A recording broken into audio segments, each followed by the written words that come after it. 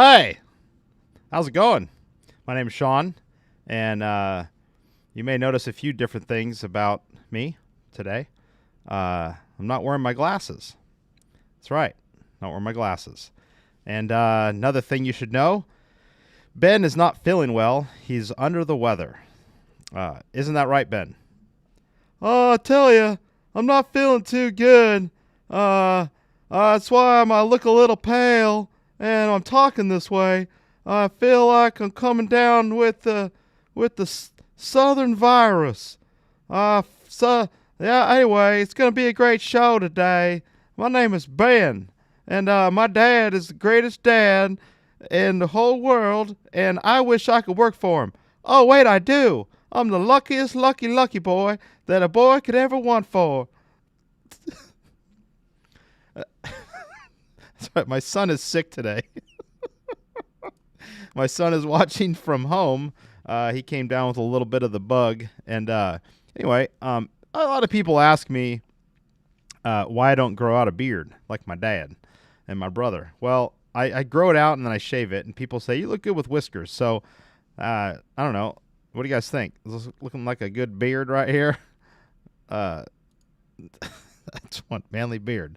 All right. It's this beard or this one. What do you guys think about this one? There we go. There we go. What do you think about this beard? All right, I'm going to get rid of this so we can get the show started. I'm doing this show by myself today because Ben is sick, but my dad is in the background, so he'll be on later to help us spin the wheel. So thanks, Dad. But today we are talking about don't try this at home. And if you have anything to add or say, hey, don't leave me hanging, I would love to talk to somebody so I don't feel like I'm a crazy man talking to nobody. So add some comments and we'll talk about it. But don't try this at home. Just to give you guys a little backstory, I'm a children's pastor at Destiny Christian Church in Rockland. But before I was there, I was at Real Life Church. And Destiny Church was looking for a kids pastor. And Eric and Tiffany Sadoff were former kids pastors there, but they had moved on to different positions. And they went to Pastor Greg, and they showed them a picture of me with my arms on fire. And they said, what about this guy? And he goes, well, that guy looks, Pastor Greg said, that guy looks like just the kind of guy we need around here. So I came, and Pastor Greg said, and I literally quote, he said, if we have to up our fire insurance, then we will.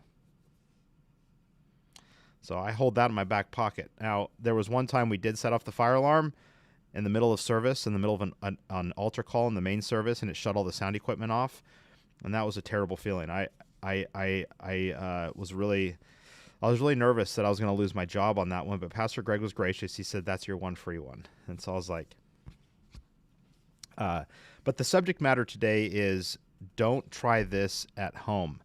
And what that means to me is do something so crazy, but it's so crazy that you do not want your kids to go home and try this. And so there's many times in, Tyler, it was technically Tyler's fault because he's the one that pushed the button on the smoke machine that was outside of the elevator that we didn't know there was a certain smoke detector that detected particulate matter, and it shut the whole system down. So anyway, that's a different story. But I did take the blame, Tyler, because that's what good leaders do. They take the blame. So, we do crazy things for the kids, and what I'm not saying today is that you should do crazy things. However, you should definitely be pushing the envelope with certain things. So if you're riding the comfort train in your kids' ministry or in your classroom, then I want to encourage you, get off the comfort train and get on the uncomfortable train. And the uncomfortable train is going to push you to do things that you normally wouldn't do. And so you don't have to set yourself on fire, any of that stuff. And just so you guys know, some of you might go, why do you set yourself on fire? Why do you do these things? Because aren't you afraid the kids are going to do this stuff at home? And so here's the thing. Anytime we do something dangerous, I always give them a disclaimer. Don't try this at home. If you do this at home, you will get hurt. And then we do something dangerous. And you know what? The kids, when I say dangerous, I mean there's a small chance that we could hurt ourselves, but we've practiced enough and we know our material and we know what we're doing enough to we know that we're not really going to get hurt. Because I think it's irresponsible to do something where there's a high percentage of getting hurt, because if the kids see you get truly hurt, that could scar them, and I don't agree with that. But the illusion of danger is awesome, and kids love that kind of stuff. So I have several samples I'm going to show you guys today and some stories to share about why I think you should definitely have a don't try this at home event in your kids ministry. But again, I have never, not once in the history of my 25 years in kids ministry, has a parent ever called and said, my kid went home and lit themselves on fire, or swallowed fire, or walked on broken glass, or jumped off the roof, or whatever else crazy stuff we do. I am going to play devil's advocate today, and I'm going to take the other side of the perspective of why you why you should be careful not to do some of these things with looking at one of my greatest heroes, but we'll get to that. I want to start things off and show an old commercial that we made, and this is the deal. When you put yourself on the uncomfortable train and you do things that scare you a little bit, and I'm not talking about like you're scared of dying. I'm just saying it scares you because it's so hard to do, or you're not sure how anyone's going to take it, or you're not sure if the kids are going to like it. When you put yourself out there, people are definitely going to respond to it. Your kids are going to respond to it. They can sense when you're riding the comfortable train versus if you're not riding the comfortable train. When you're like cruising along and everything seems fine, and no one is like, like you're just using your curriculum, or you're just kind of sitting back and doing status quo, or you've kind of got a program that kind of work like a machine that drives itself. The kids can tell that. They can tell, and honestly, I think that's when they get bored. But when you're constantly trying to like do something new and you're trying to bring in new stuff, I think they may not put it to words, but the kids can sense that, and they definitely they definitely respond. The stuff we do is dumb. Like, it's just dumb, and you're gonna see that through several examples today. It's just stupid, but so many times the kids come back and they're like, "That's my favorite part." It's so cool how it works, and it doesn't take you mastering something. It just takes you trying something, and that's part of being on the uncomfortable train. So don't try this at home. I love this concept because if you have to resort to saying that to the kids, then you're on the right track. So years and years ago, we were in this kick of entering commercial contests, and Heinz Ketchup had a commercial contest, and you would win $57,000 because of the 57 varieties of ingredients they put in their ketchup. And so we came up with this idea called Worth Every Drop. Get it? Worth Every Drop of Ketchup. What someone would do if for their ketchup. So I'm going to show, this is really, really old, and then there's a really cool story that came out of this. So this is our commercial that we entered a long time ago. Hey, toss me some ketchup.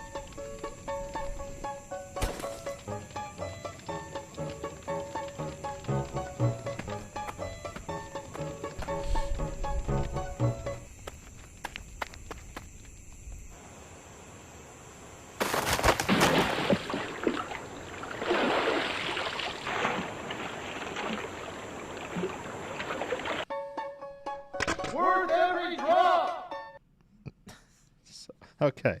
I hope you enjoyed that. I still love watching it to this day. And would we make it differently? Well, sure. That was back before HD video.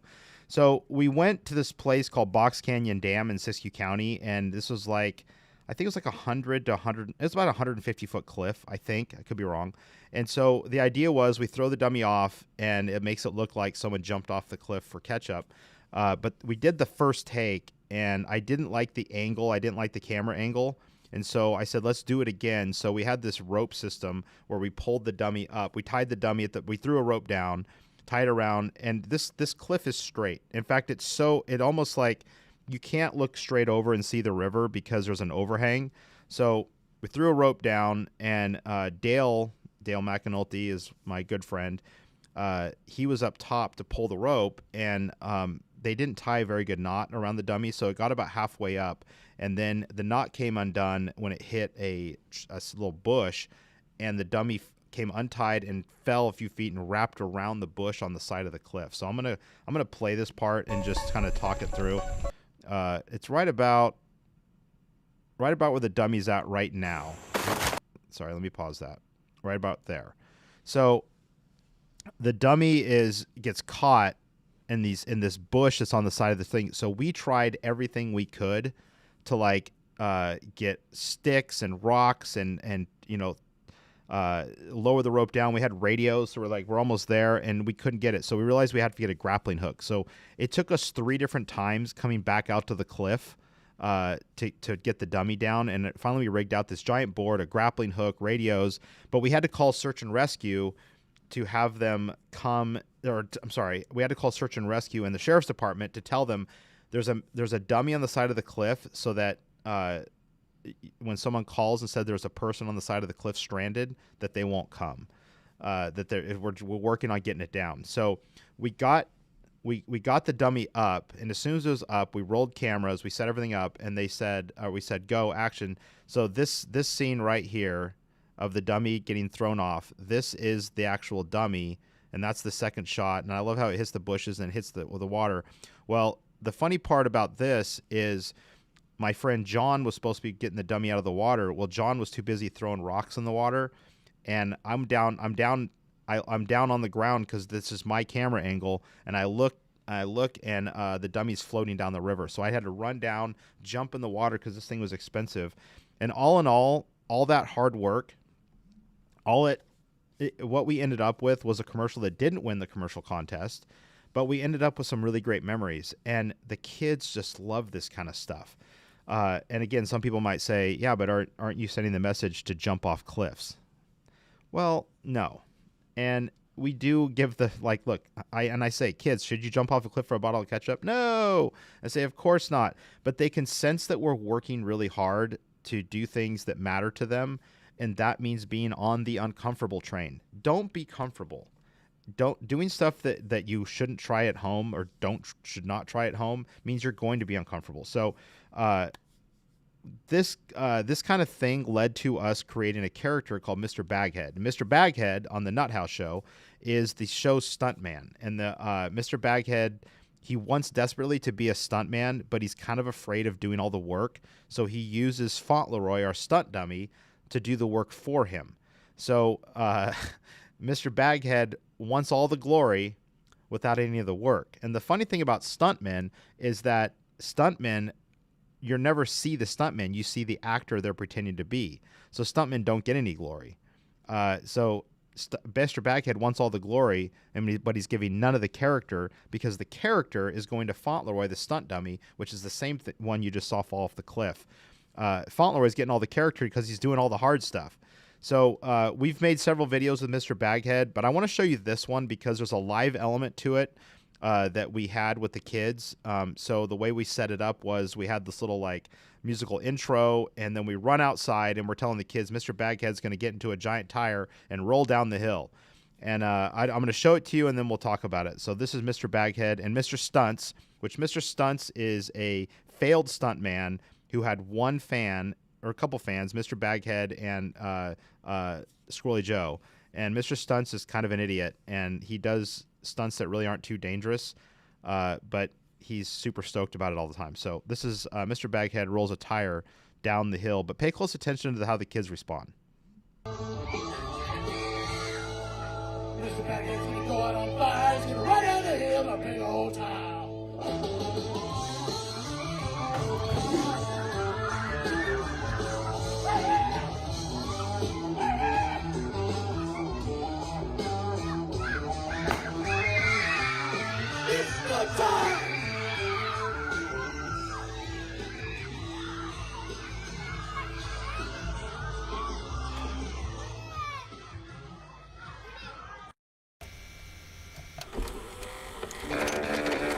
Welcome to Mr. Baghead's live stunt show.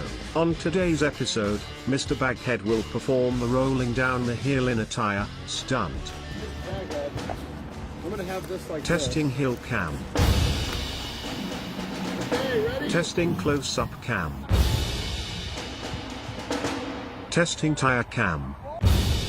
Okay, we're rolling on the GoPro. Testing drone cam.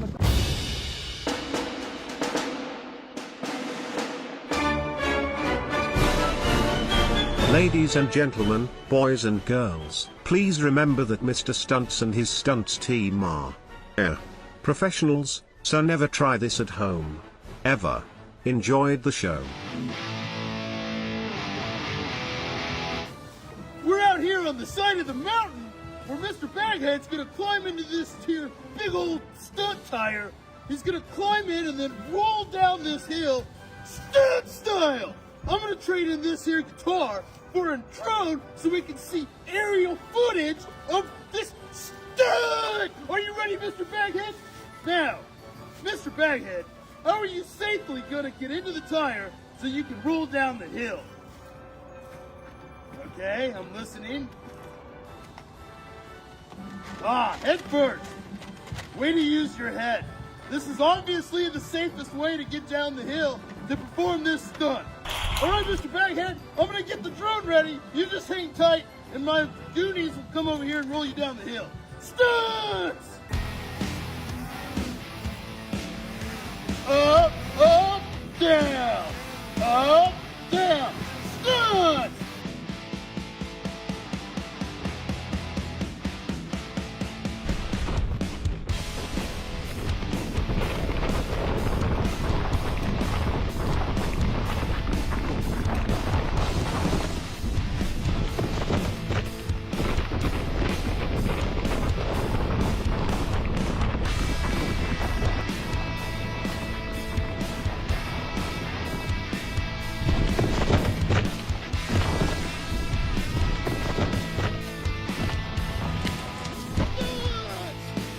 Mr. Baghead!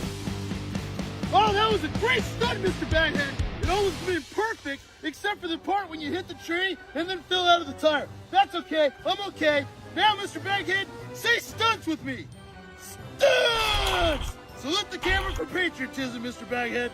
That's what I call stunterific extravaganza! Thank you for watching the Mr. Stunts Live Stunt Show. Stay safe and have a good day.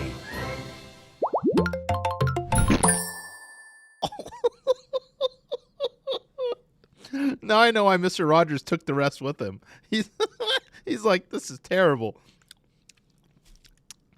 Well, I just did say we have to ride the uncomfortable train, so.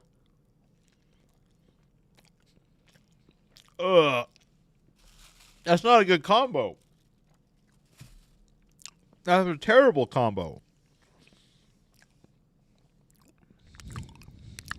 Can you guys hear that? That's the sound of me eating a disgusting banana with cheese around it.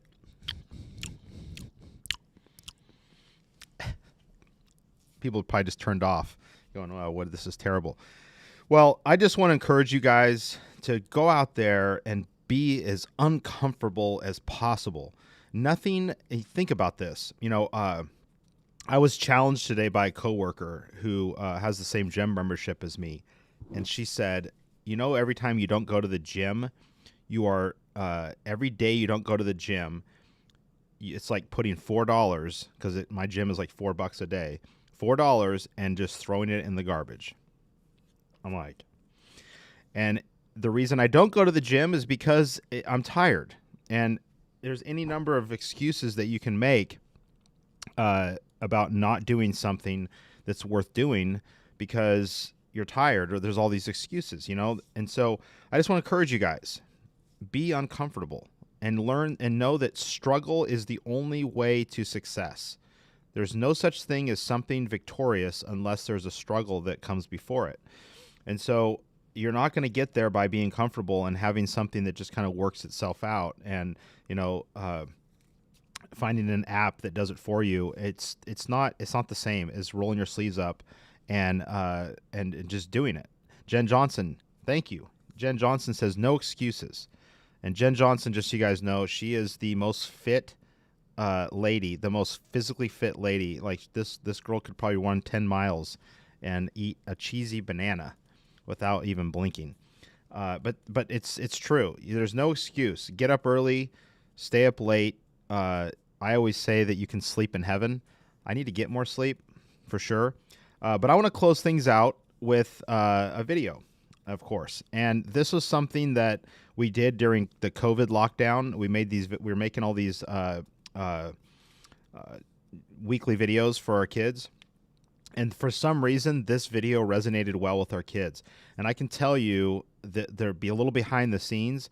This got a little scary because toilets are not light, and we had to hoist it up on the side of this wall to make this video. So I'm gonna say goodbye. I'm gonna say thank you for watching. But don't go anywhere, because after the video, I just said I'm gonna say goodbye. I'm not saying goodbye. I don't know why I said that. I messed up. My brain spasmed. But when we get back from the video, we have to spin the old wheel to see what we're talking about next time our show happens. So this is called Toilet Drop. Enjoy. The first step to making a donut is first, get yourself a donut. We're gonna tear this thing apart, reassemble it to end up with a donut. So here we go. Are you ready? Are you ready? Are you ready? Let's jackhammer this thing. The first step to make a donut is to get a donut. Your food needs to know who's in charge so that they know who's in charge. Next, get a spoon, stir it up. I'm an idiot, by the way. Stirred. Then you get these grippy things and you just grip stuff. Grip here, grip there, grip everywhere. I'm a Now moron. we need to It's add some okay. ingredients so as to make it healthy. I like to add some good old-fashioned chicken broth. Healthy! Next we need to add some baking Healthy. soda.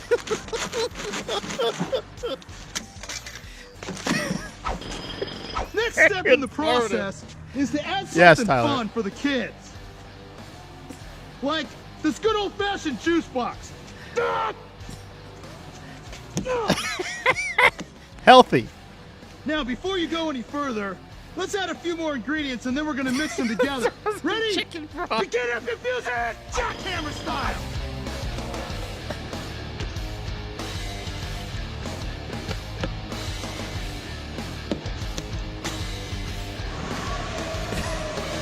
And now the part of the show where we slowly stir our ingredients together. Because without a good stirring, you will not have a good tummy stirring. Always take a moment to add the finer things in life, such as prune juice. This is... Kids, don't use a microwave unless your parents give you... I just have to say real quick before I continue the video. Kids love it when you mix stuff together like this. Like, think about what they do at the restaurant. They put everything into a cup. So just that's a little side tip for you guys. So the grosser it is, the better, the more effective it is.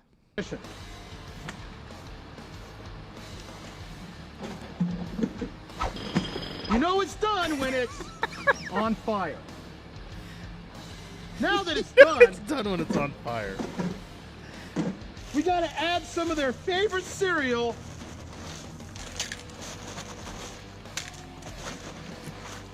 So they're happy.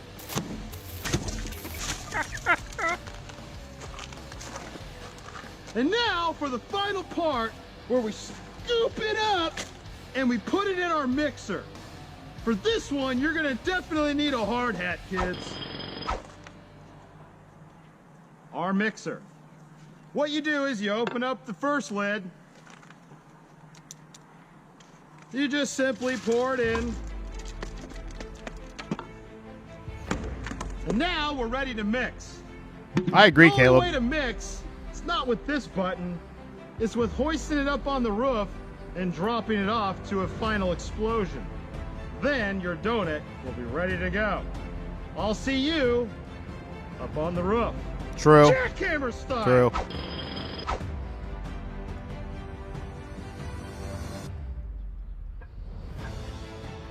We kept all the ingredients in the toilet, by the Now way. that the toilet is in position, I'm going to put some water in the tank for the mixing procedure.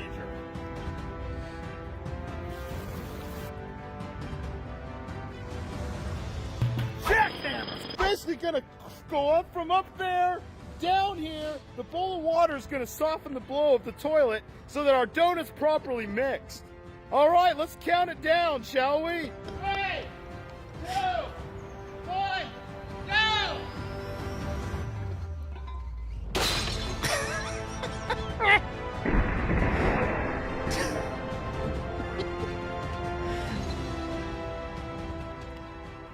So as you can see, our donut is now perfect and ready for Caleb to consume. Now, I'm gonna go deliver it to him, and he's gonna enjoy this delicious donut.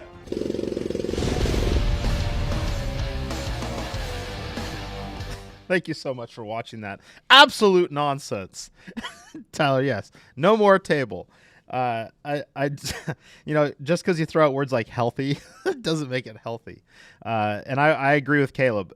Every parent and pastor needs to know how to bake that way, because that is, you know, that's just, that's important. That's important stuff. So I want to thank you guys for watching. Go out there and ride that uncomfortable train and see what happens, see where it takes you, and just watch, take note of what the kids do when you do something that's uncomfortable. So I'm just saying it works. So with that being said, Dad, I believe it's time to spin the wheel. So we need some music. I know that it's crazy. I know that it's nowhere. All right, Dad. There is no denying that. Except the beast. All right, Dad. Just spin it and see where it stops. So give it a good old spin right there. This is what we're talking about next time. And just know that we are not having a show next Monday because it's Memorial Day, and we need to remember our soldiers that have fallen. So, Dad, go ahead and give that wheel a spin. And Here we go. here we go. If it lands on a blank, then you get to choose between the two blanks, Dad. Round she goes, where she stops, nobody knows. All right, where's it going to land? Videos. Videos, cool or crucial? Some people might disagree with videos, but next time we're going to talk about videos being cool or crucial. Our special guest is going to be Erica Deal. We'll see you guys in 2 weeks. With that being said, thank you so much for who you are. And remember, be uncomfortable. It's like super, super important.